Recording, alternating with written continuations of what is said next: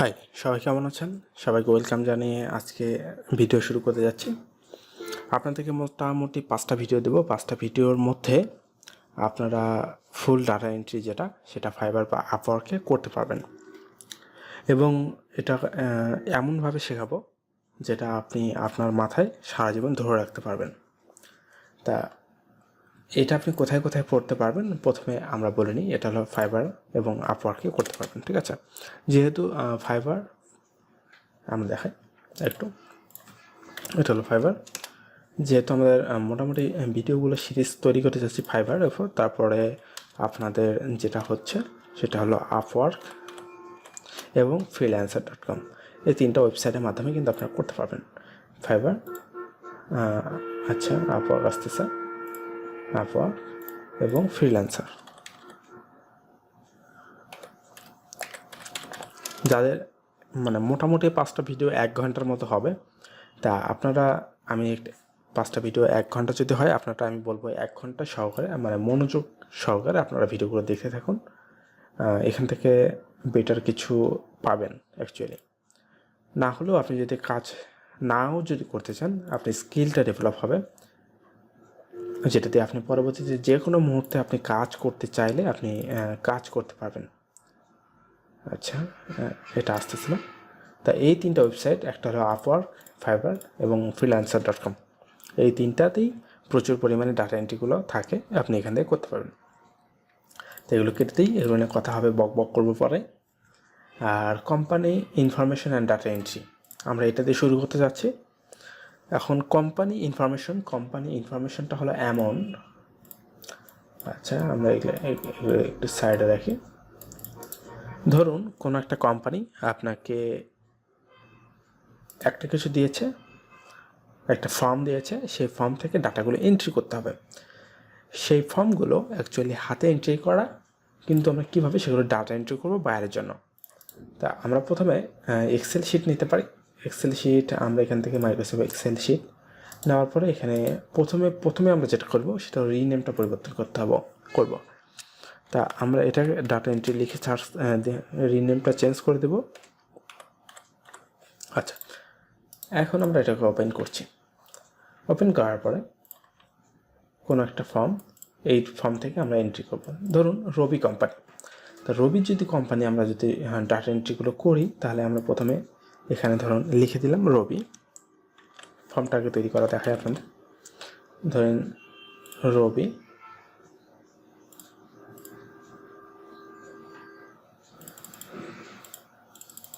আচ্ছা দেখি আমরা জাস্ট যদি রবি লিখে সার্চ করি, তাহলে রবি যে মোবাইল কোম্পানি আছে সেটা আমাদের কাজ দিয়েছে।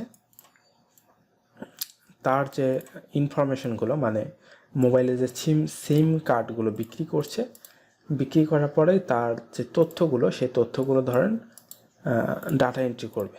তার জন্য আমরা কি করতে পারি, তাই তো? আচ্ছা, আমরা এখানে পেস্ট করে দিলাম। দেওয়ার পরে এটাকে আমরা করার পরে আমরা এটাকে যেটা করতে পারি, আচ্ছা এখান থেকে আমরা যেটা করব সেটা হলো এটাকে একটু বোল্ড করে নিই, বোল্ড, এবং এটাকে একটু বাড়ায় দিই। আচ্ছা, এখন যেটা হবে যদি এই ধরনের এন্ট্রি হয়, তাহলে প্রথমে আপনাকে যেটা হবে যে সিমটা ক্রয় করেছে বা কাস্টমার নেম আমরা এটা দিতে পারি, CAS কাস্টমার নেম। তারপরে সে কি সিমটা ক্রয় করেছে, মানে ফর্মে যেগুলো থাকে অ্যাকচুয়ালি মোবাইল নাম্বার, আচ্ছা কাস্টমার নেম, মোবাইল নাম্বার। তারপরে আমরা যেটা দিতে পারি, এখন লোকেশনের মধ্যে যেটা আসে সেটা আমি বলি, সেটা হলো লোকেশনটা দিতে পারি,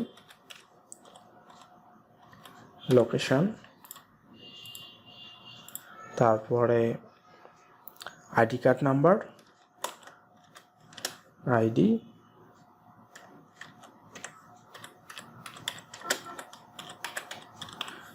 card number.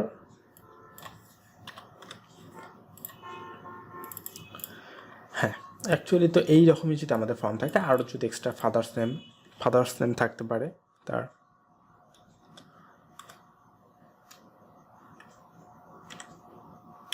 TAC father's name. আচ্ছা আচ্ছা, এটা আমরা কেটে দিই। ফাদার্স নেম অ্যাকচুয়ালি তো এগুলোই থাকে, তাই না? তা কাস্টমার নেম, ধরুন কাস্টমার নেম আমার নাম দিয়ে দিচ্ছি। ধরুন আমি একটি সিম ক্রয় করেছি, সেটা আমি দেখে দেখে এন্ট্রি করব। আপনাকে ধরেন এইরকম রবি যদি কোম্পানির যদি আপনি করতে চান, বা ধরেন এইরকম একটা কাজ দিয়ে দিল, বা অন্য কোনো আদার্স কোনো কোম্পানি হতে পারে, আপনাকে এরকম ফর্ম দিয়ে দিল। ফর্মগুলো কী করে দিল, স্ক্যান করে আপনাকে দিয়ে দিল, ওদের লেখার সময় নেই, আপনাকে দিয়ে দিল। সেক্ষেত্রে আপনি এরকম করবেন। সজীব, দেখুন, আচ্ছা এইরকম দেখুন,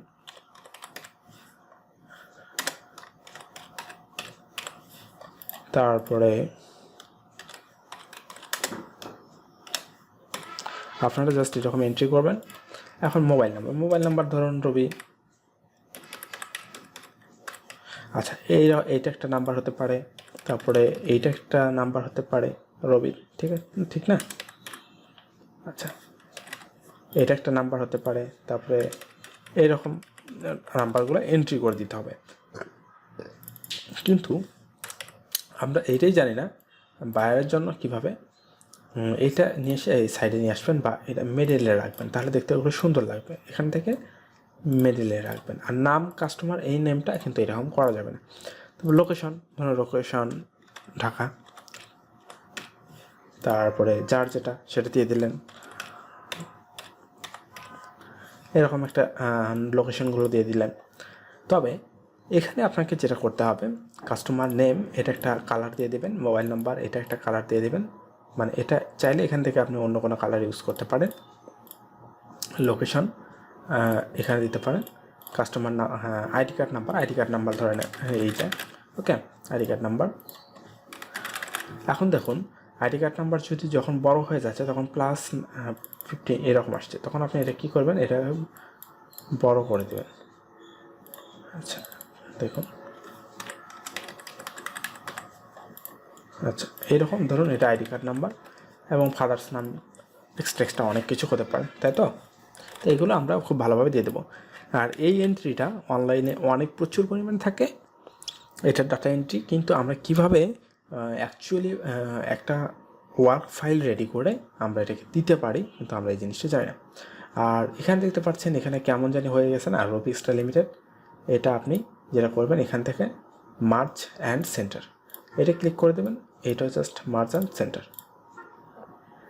এখন দেখুন, আমরা কি কোম্পানির ডাটা এন্ট্রি করছি, আমরা হলো রবি কোম্পানি, সেটা ডাটা এন্ট্রি করছি। এটা সিম কার্ড বেস। এখানে একটা একটা করে আপনাকে ডাটাগুলো এন্ট্রি করতে হবে টাইপ করে করে।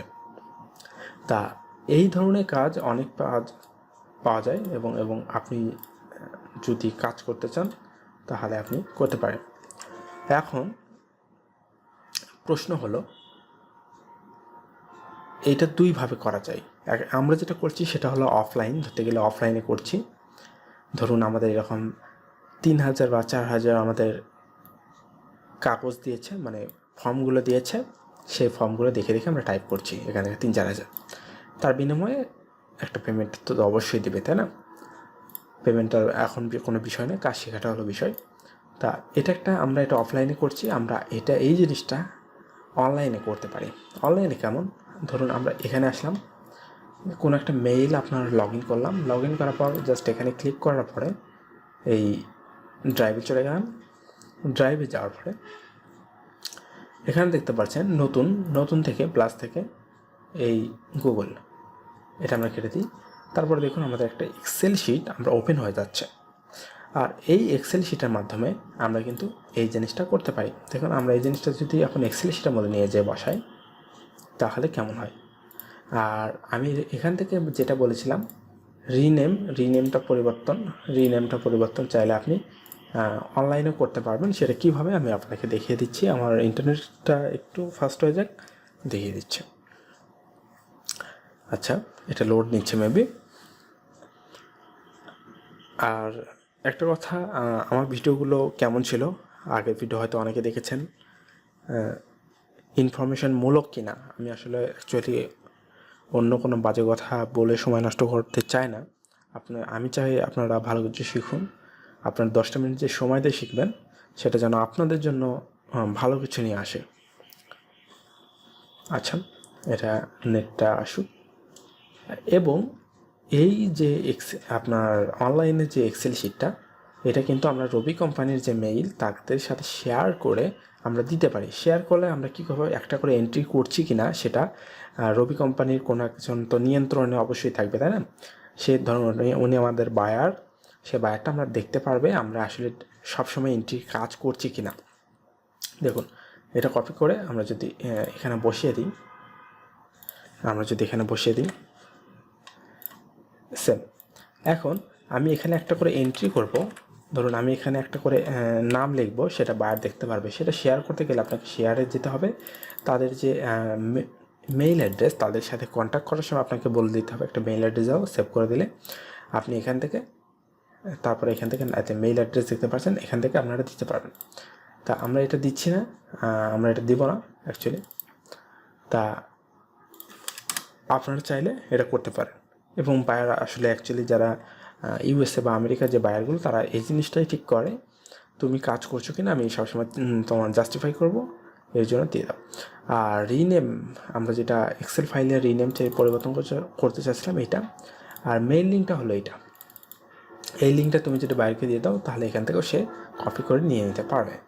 তাহলে অনলাইন, অফলাইন এবং বায়ারের সাথে কীভাবে কমিউনিকেশন, কীভাবে ফাইল রেডি করা, কীভাবে ডাটা এন্ট্রিগুলো হয়, আমি কিন্তু একটা ভিডিওর মধ্যে সবগুলো তোমাদেরকে বোঝানোর চেষ্টা করছি, আপনাদেরকে বোঝানোর চেষ্টা করছি। সো আশা করি ভিডিওটি ভালো লাগবে। ভিডিও থেকে যদি 1% শিখতে পারেন, তাহলে অবশ্যই আমাদের চ্যানেলটিকে সাবস্ক্রাইব করে আমাদের পাশে থাকবেন। ধন্যবাদ সবাইকে।